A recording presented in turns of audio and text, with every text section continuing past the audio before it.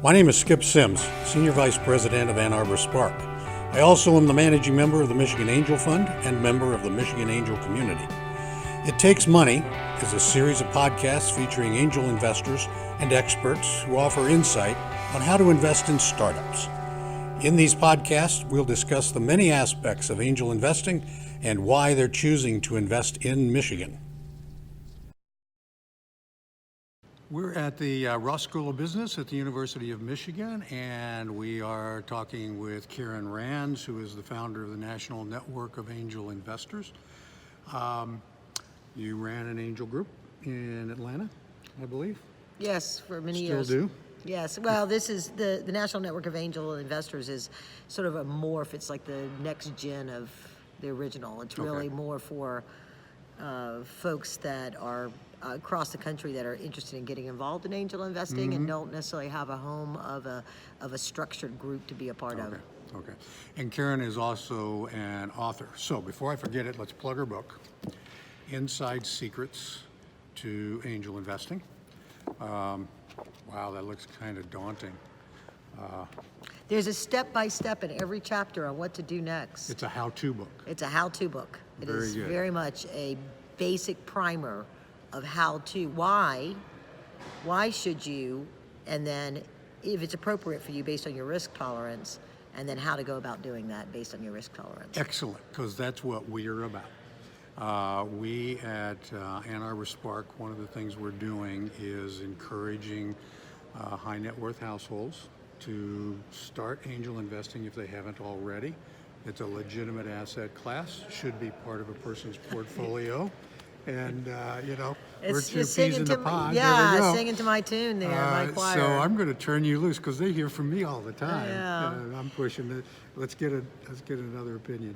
Well, the whole reason why I wrote the book was for that very reason, because having run an angel investor group for a decade, I took it over from somebody that had started it previously, and we did the traditional model of pitch events, dinners, things like that, and we had people would kind of take a deal leader, a deal champion, and corral the due diligence team and make the investors. And we were really, really active in 2007 to 2010-ish, and then when the recession hit, most of the people that were in my angel group were people that ran their own companies. They weren't like the retired folks, right? They ran their own companies or they were execs in companies, and they just didn't have the time. They had the money, but they didn't have the time to necessarily do the due diligence and the thing, so we just sort of stalled. And then the Jobs Act happened. And for those in your audience that aren't familiar with the Jobs Act, that was the Jumpstart Our Business Startup. That was a bipartisan agreement that took them a while to roll it out, to get with the SEC involved and the SBA involved, and a lot of input from the community on how to go about doing that. And it was really intending to break down the barriers between the entrepreneurs and the investors, because just going straight through angel groups can be kind of limiting. And they saw all of this money getting raised that was non-equity from crowdfunding, reward-based.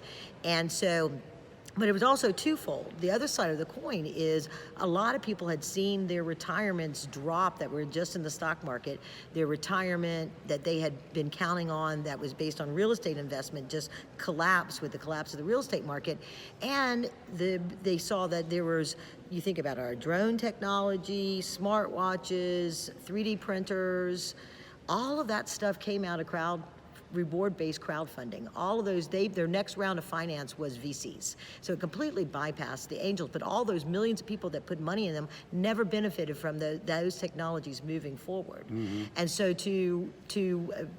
our Congress basically saw that there might be an opportunity if people could invest in these deals. It was the great democratization of the capital markets. They could invest in these early stage startups and get a piece of that upside future potential.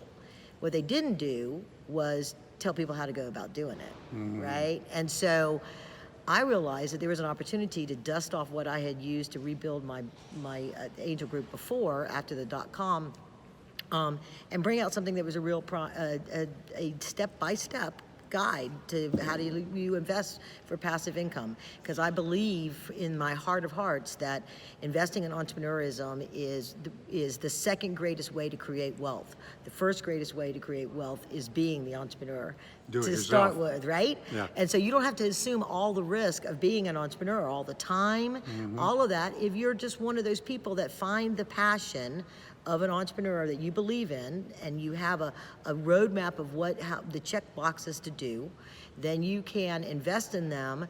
And yes, it's risky, but you get such great satisfaction from having invested in an innovation that can have an impact on the marketplace that you believe in. And so that was why I wrote Inside Secrets to Angel Investing, because I believe that it needs my goal, my mission is that people will strive to invest in entrepreneurs to learn how to do that, do it right, the same way they strive to learn how to invest in real estate. 30 years ago, only the most wealthy and institutions invested in real estate. And then the laws changed on how you could get financing, how you could write off the taxes on that, and access to capital and education, right? And now it's a cottage industry that, you think about it, every income level is trying to figure out a way to participate in that as an asset class. Right. And there's no reason why it can't be that with all the different ways that because of the Jobs Act, all the different types of crowd finance, that you can't participate in that. So that's my mission. So one of the things I think is true throughout the Midwest, and the Midwest is a big chunk of the country. I kind of describe it as if it's between the Rockies and the Appalachians, from the Canadian border to the Gulf of Mexico, that's the Midwest. It's about, for wealthy families for the most part, wealthy households, it's about capital preservation. Rather than taking risk.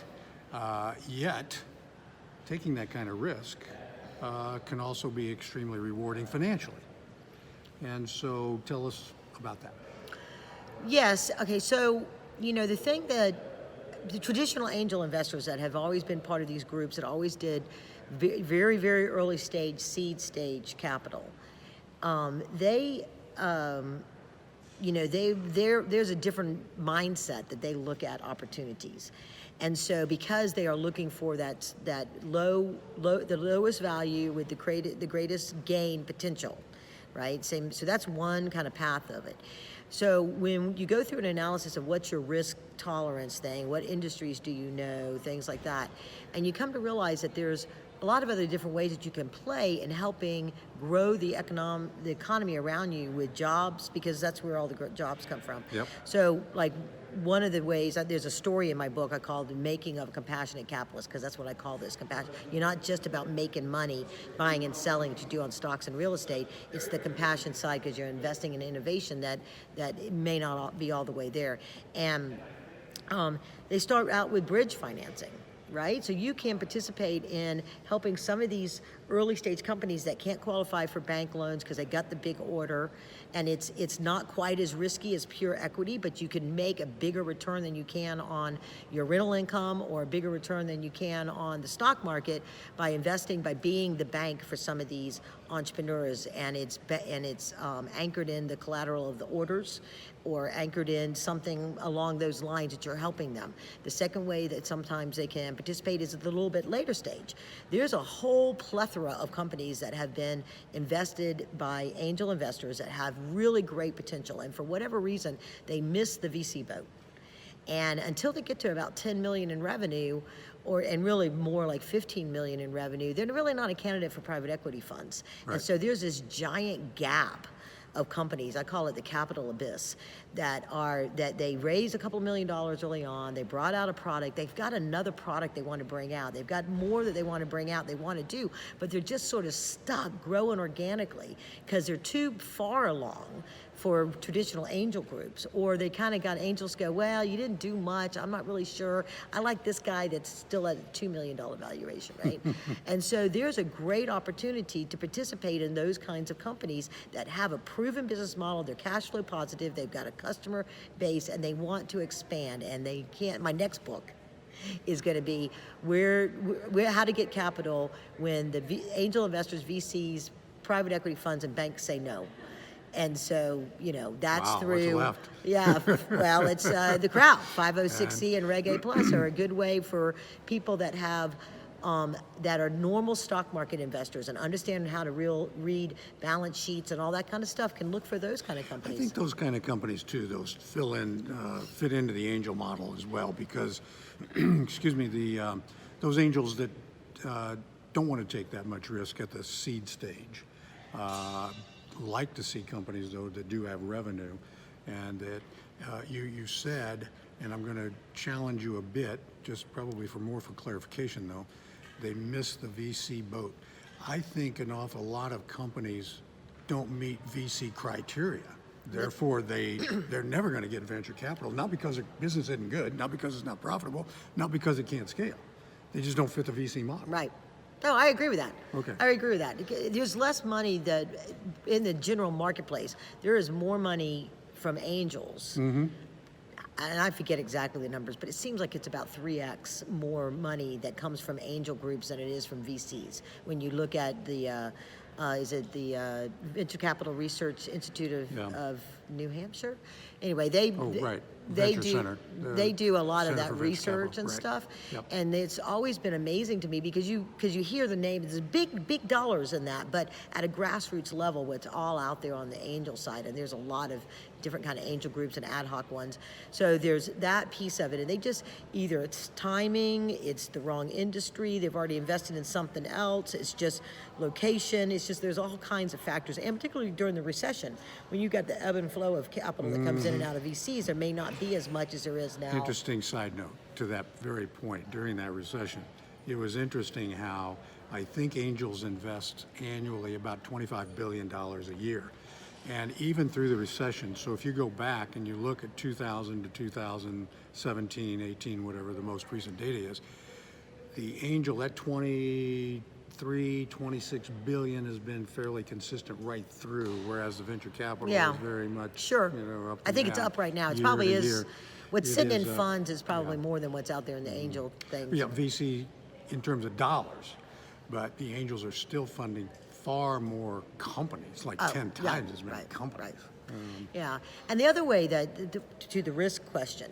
So this is one of the things I talk about in the book. If you don't have the time, you're not sure you can get the skills. There are so many smaller angel funds where smart angels have come together and they become managing partners and they bring limited partners in that are the additional. So a lot of, it's a great place for family offices to put some funds into those kind of things. So it's almost like being in a mutual fund of angel deals. And so they get the spread out of the risk on this. They get the people that have been doing angel deals for a while, that have some metrics and things like this. And there's a lot that you can just go and you can put a piece of your money, maybe 10% of your portfolio into those kinds of programs, and you don't have it's just a different way to cover your risk on that, but still participate in supporting the at that very early stage community. Right. So we've been talking to Karen Rands, author of Inside Secrets to Angel Investing. Karen, thank you very much. Yes, go to Amazon and get my book, please. And it also comes with a portal where they get access to a lot of tools to do that evaluation of their risk tolerance, their industry preference, sample due diligence list, questions to ask entrepreneurs, sample term sheets, convertible notes, all that kind of stuff, so they can get up to speed with it. And there's about a 30-page glossary of the language, because it's all new terms that they may not know of. It's a true primer. So thank you for the time. I really enjoyed talking to you. Thank you. Appreciate it. All right. Okay. Thank you for taking time to listen to It Takes Money. For more of our podcasts, visit AnnArborUSA.org/podcasts or MichiganAngels.org. Thanks to the Ralph C. Wilson Jr. Foundation for making these podcasts possible. And let me leave you with this from John D. Rockefeller. It is a mistake to assume that the possession of money in great abundance brings happiness.